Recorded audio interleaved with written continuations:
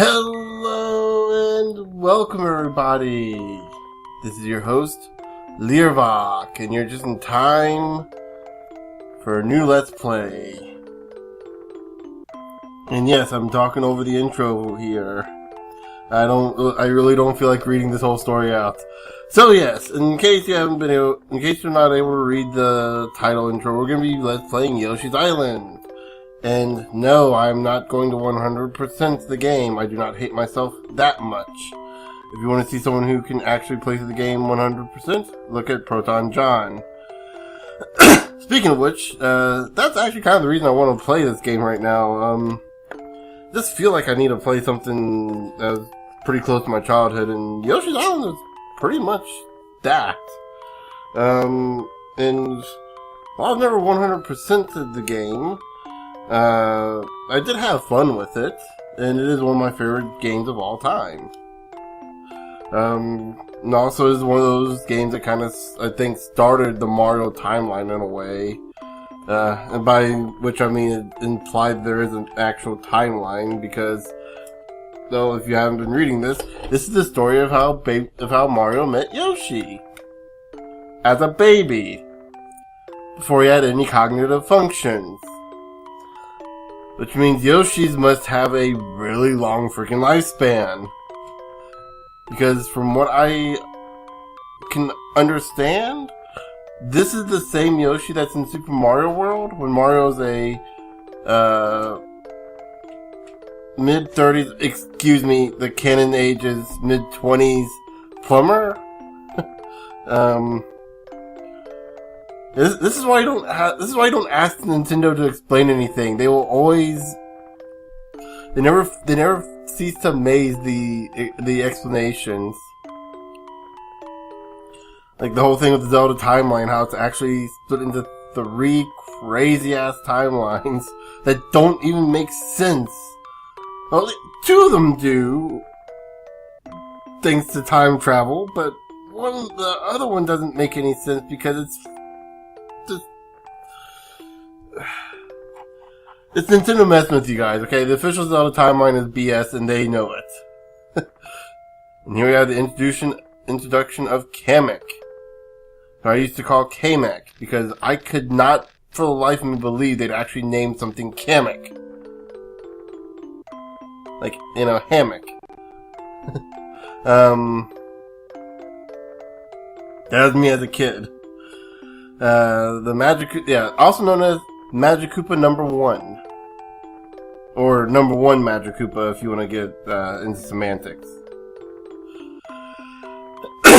But yeah, and you also got the introduction of Toadies, which we'll probably see a lot of in this game. There's one that's falling behind. This is one, like I said, this is one of my favorite games for the Super Nintendo, and I think it's a lot of people's favorite games. This is one of those games, like, I think it sold fairly well. Not as good as other Mario games, but it sold fairly well for the Super Nintendo. So a lot of people remember it pretty fondly.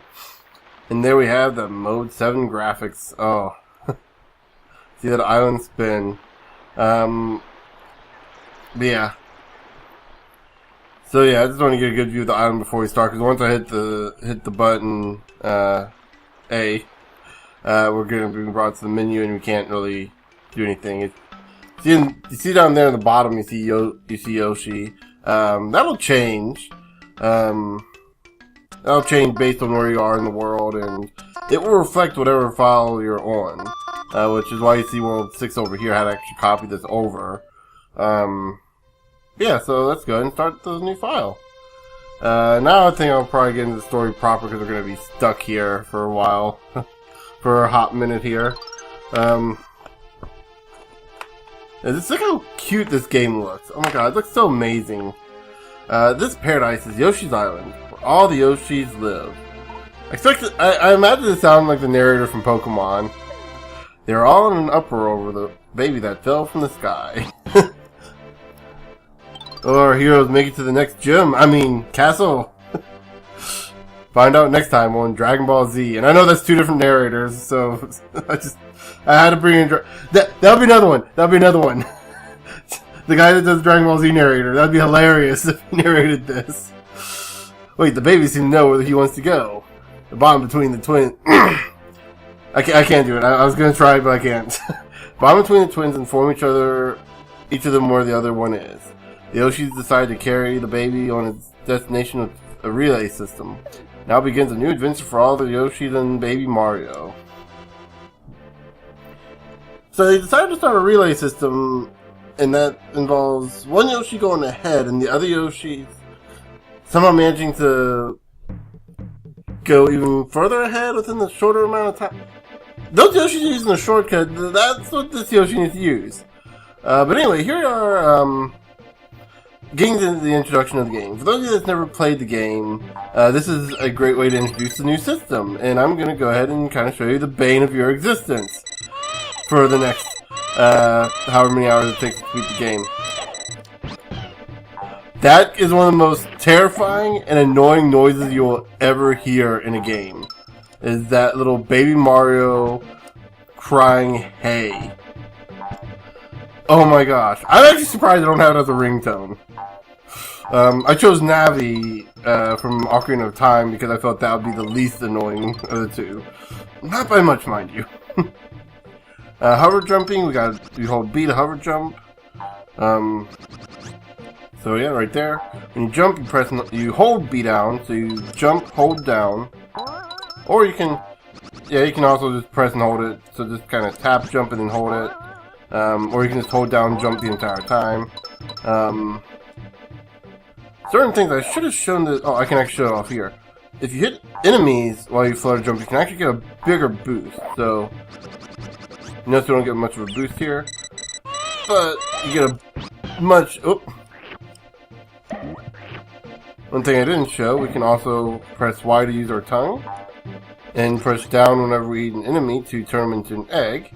We can have up to 6 eggs following us. And we press A. And press again to release. I'm going to change that as soon as I can. Here we are at the level select screen. We only have one level to select. The last level we saw was just a demo. I'm going to change to Hasty. We release A to throw. And then you can press the shoulder button to lock it. I believe both shoulder buttons lock it. Excuse me. We have the first one, episode 1-1. Make eggs, throw eggs. We've already shown how to throw eggs. This box will tell us how to make eggs. Already explained that. Yeah.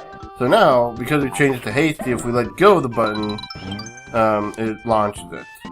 And now, interestingly enough, this is going to tell us about special flowers. There are 5 of them. If we collect all 5 of them, we get 1 up, and then we also have a greater chance of getting a bonus game at the end of the level. Piranha plants here. We cannot... Oh, I can't even show that. We cannot eat piranha plants. Too big. I keep hitting these because I'm so conditioned to do that.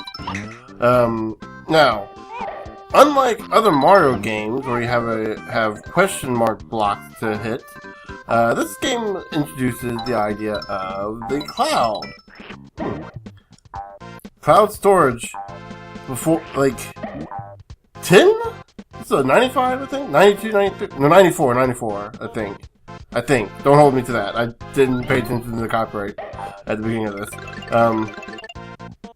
So unique to the cloud storage as opposed to box storage is in order to use a cloud storage, you have to hit it with an egg. Obviously you can see why they changed to the standard box storage because not everyone can make eggs. Now you may have noticed we were picking up some red coins, and I believe this is a red coin here. Nope. Okay. You can tell the difference between a red and yellow coin by usually the coloring. I think this one is... Yeah, there you go. So that's a red coin. That's a red coin, and red coin. There are 20 red coins and 5 flowers in every stage. And that marks your goal towards getting 100 point stage. Another one is to end the stage with 30 star points, which is what starts the countdown time when Baby Mario releases. You can get more by collecting these little star guys, or by hitting checkpoint rings. Checkpoint rings usually give you 10 points. There are other ways to increase your number, but we'll get into that later. Right here you saw we had a Shy Guy pipe. Some of these you can go down, some of these you can't. Most of them you can. When you come down, it's more or less kind of like a little similar to the vase from Mario Bros. 2. But whenever you have a full thing of eggs, they won't pop up. They only pop out of these when you have a full whenever you have less than 6 eggs. Oh, and right there we got to see an egg type actually. If you bounce an egg off a wall, it'll change a color. Usually it goes from green to red, and then just to breaking. So right there, you see how that works? If you're skilled enough with your tongue, you can actually pick it up. Or I can just ricochet it off the frickin'... Wow, okay. If you're skilled enough, you can pick it up so you can kind of cache it. So you have an egg, so you can kind of...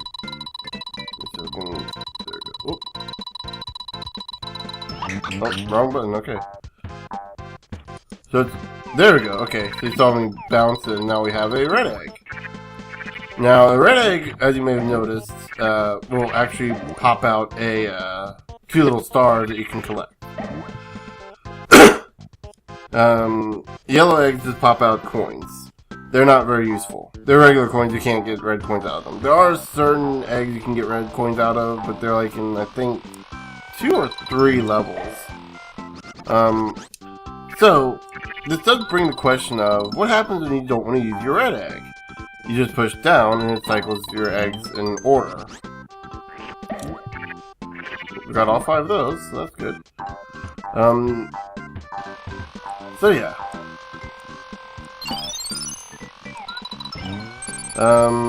You see we have a hidden thing here. Hidden, cloud block. I'm not sure what to call them. I guess we call them cloud storage. Everything's in the cloud now. Then we have, yeah, there goes. Donuts, 20 red coins. They each add 1 point to your score. Stars add 1 point. I believe flowers add 10? Yeah, they add 10.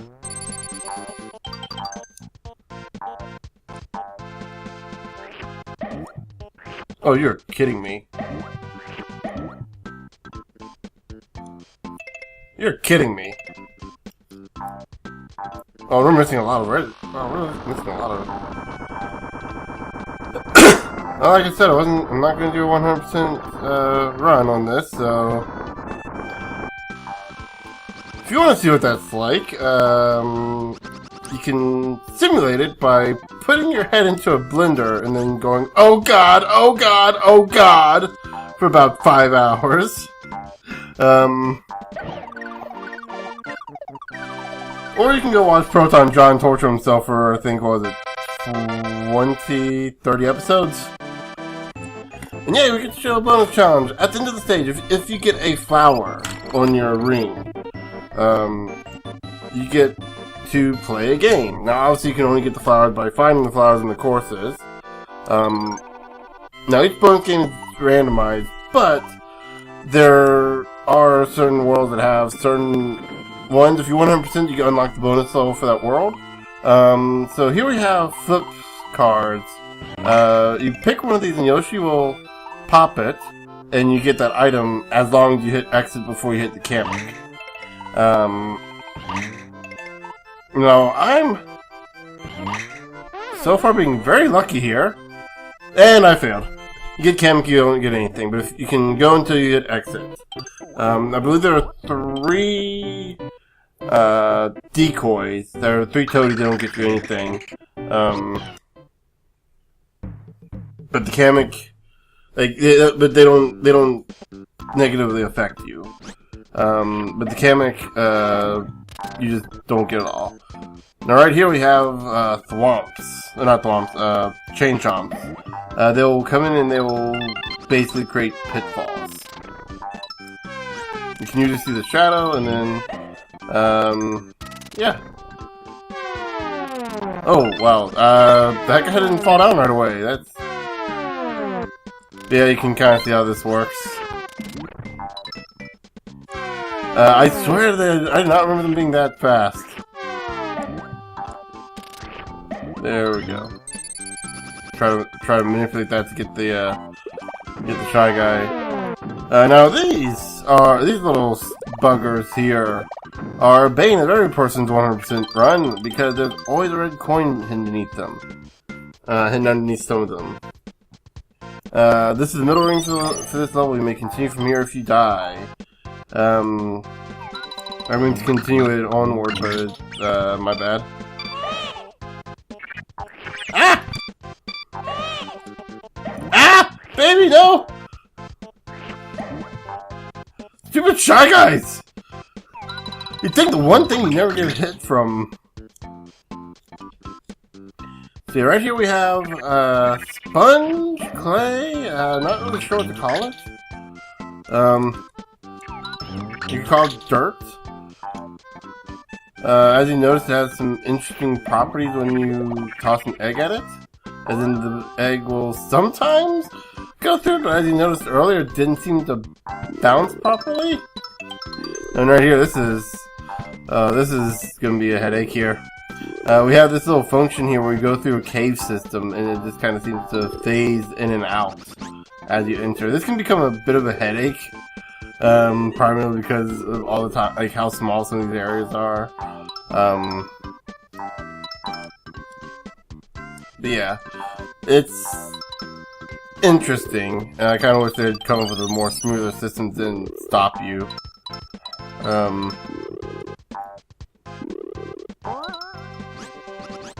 Yeah. Actually, I want to go down here. Yeah. You'll be hearing that. You'll be hearing me do that a lot. That. Oh, what is it? Mars attacks. Oh, okay. I know what this is. Okay, that's for if we fall down to the next section. From Mars attacks. Anyone else remember that movie? Because I feel like I'm the only person that actually remembers that movie. But yet, whenever I hear people talk about it, it's always like one of those bad movies. I know I just said, like, I feel like I'm the only person that remembers it, but it's like, that's the thing though, nobody ever talks about it. Except to say it was a thing that existed and we kind of wish it didn't.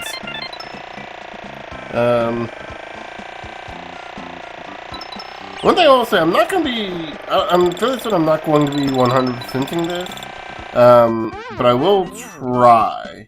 And now that I've gotten a chance to show this off without explaining it, I get to actually explain the helicopter proper. So in certain stages, there's a little bubble with a little transformation thing. Yoshi can then transform into that thing, usually a helicopter, a race car in one stage, burrower thing, a submarine in a few stages, you know, a bunch of different stuff like that. As you may have noticed, they're on a timer. There's usually stuff important to collect in the stage itself, and I think I just missed out on some stuff here. Yeah. Okay, I think I can get it from up here, though. Usually...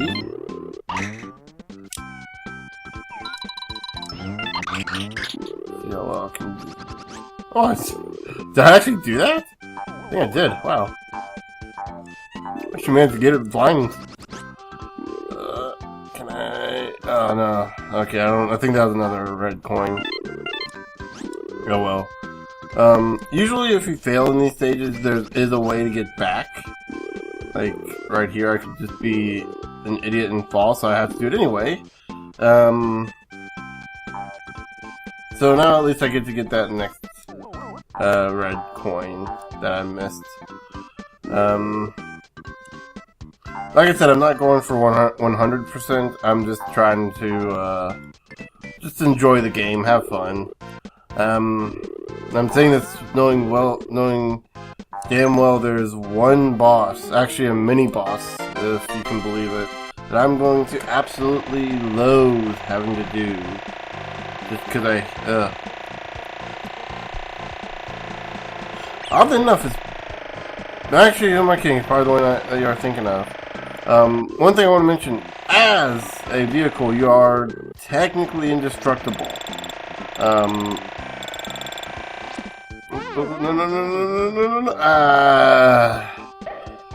That said, there are ways for the game to really screw you over. Like in the helicopter section, there's eventually not going to be a ground and a very small amount of space for you to navigate.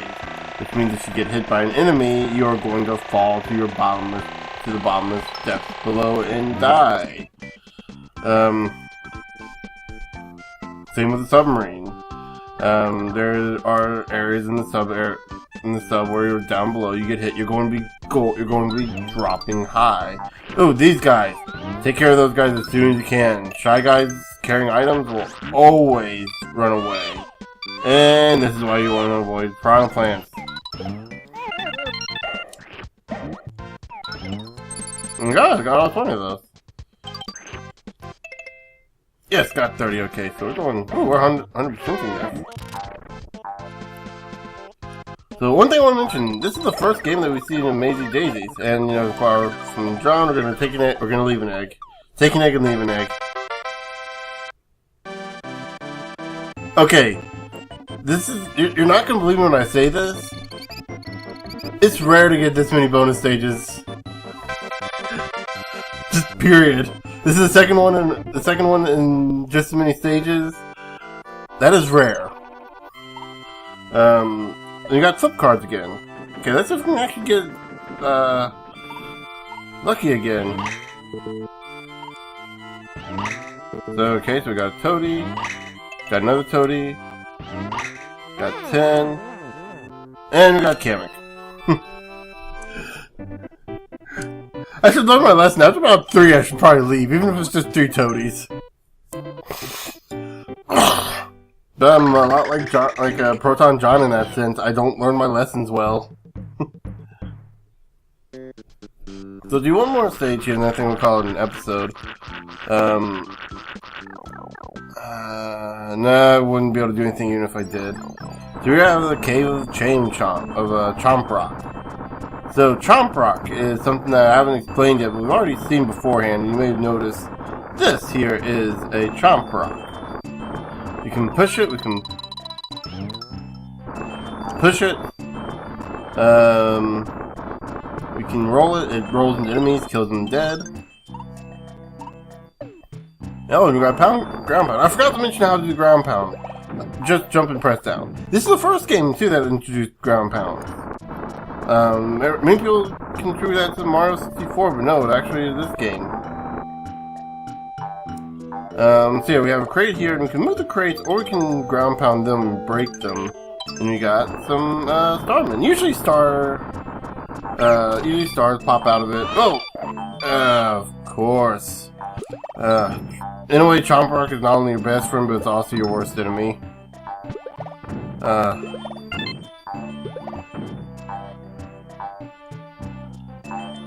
So, from what I understand, later games of Yoshi's Island, like Yoshi's Island DS and Yoshi's New Island, fixed the whole problem of ground pounding the pillars by actually having it be like a mass. You can hold down the button to do a long ground pound. Not in this game. Not in this game. Chomp Rocks also break the soft clay. Look. I'm not gonna call it clay. I'm not gonna call it clay because I, for one, haven't lived in North Carolina for most of my life. I can go ahead and tell you that clay is not a soft material. For those that don't know, clay is one of the more. What was that asking? Oh, for the eggs, no. No, we're not going to switch that because we already switched it. Clay is one of the more infamous things the Tar Heel state is known for. And it is not fun. So right here we have a little hut you see with the locked gate. We'll be able to do something with that here in a second. I just gotta remember where it is. We got all this open world here, and this in this game. Seriously, for a cave, this is a big open world system. So right here we have balloons. We've already seen balloons before, but you can also mess up balloons by using eggs, obviously. The ones that are out of your range, or you can just bump into them. Pretty much anything can set off a balloon. Which, actually, speaking of, we're gonna need that. Here. We go, and we got a key. Keys count towards. Okay, it was not letting me jump there for a second. Keys count towards your total eggs, but you can't use it. So, like, say, you see it keeps getting further and further back. Yeah. However, you can use it on a locked door, and I'm going to use it on this locked door right here real quick after I get this. There we go.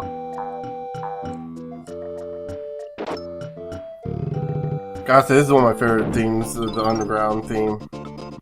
Here we have a mini game, because in these huts we always have mini games. Here we have throwing balloons. Key in the button sequence and the balloon will be thrown, and if it pops on your turn, you die. That timer up there is telling you how long you have to do the combination before whatever. And I believe you wait.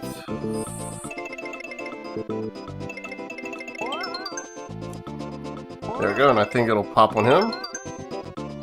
Oh, no, no, no, no, no! Crap, crap, crap, crap! No, no, no, okay. There we go, okay. Whew. And you got a 1-up for that. Sometimes you get items like what you saw in the flip cards. Sometimes you'll get 1-ups. We'll go over the items as I acquire them, or as we see them. I should have gone over some of them in the flip cards. Like you saw the star plus 10, that's obviously it gives you plus 10 star points. Then you got like stuff that gives you a full inventory of eggs, and you got stuff that gives you different melons, which melons are something we'll get into, I think, starting day world 3. Is when they're first introduced into the levels. You also have stuff like magnifying glasses, which will turn all the red coins in an area into actual red, so you can actually see them more clearly. However, you don't typically need them for this. If you have a good enough eyes and a good enough screen, you can. Oh, we don't need going down there. Then you don't normally have to worry about it. They're pretty easy to see, and right there you notice we can't turn those into eggs.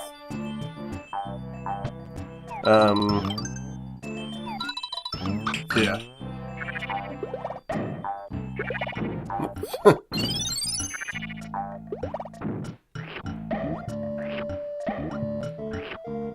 You may notice I'm able to sometimes get enemies behind you. If you're running, if you're running when you launch your tongue, you can actually push it off a little further, and if you time it right, you can actually, yeah, see right there,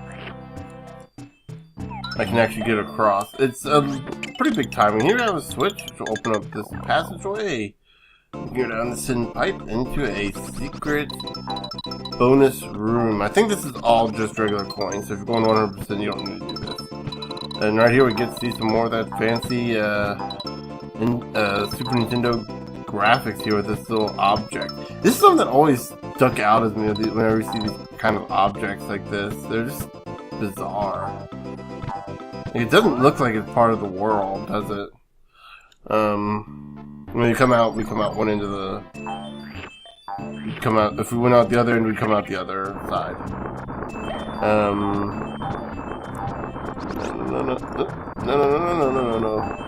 No. While I said I'm not going to go for 100%, I'm not going to not try to get what I can. You know?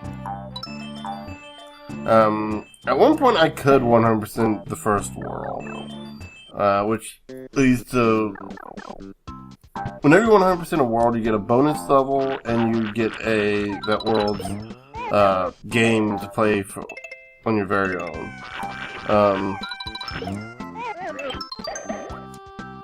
Go, want to get that Shy Guy. And we're missing some coins. And you know what?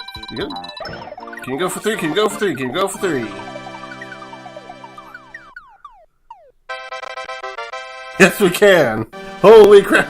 Yes, we can! Yes, we can! So, kind of reference an old meme? / political statement? And you get flip cards again! Okay. How long till we get Kamek this time? First try, I'm gonna get that first try. Kamek? Ooh, oh, that's good. Of course. Now, I want to make this perfectly clear. I am playing this on an emulator. Having recording software to play this is not easy to do for Super Nintendos, and it's not cheap to get recording software. Period. But yeah. So what you could technically do is before you do those, you could do a save state and then restart, but that would be cheating, and I don't want to do that on camera. Note how I said on camera. One thing before we end the episode off. L and R will cycle you across the stage, scroll across the stage as much as you control. Holding down R will move it back, letting it go will center it back on your Yoshi. The same with L, which I just realized I just did that backwards, saying this is R. Yeah.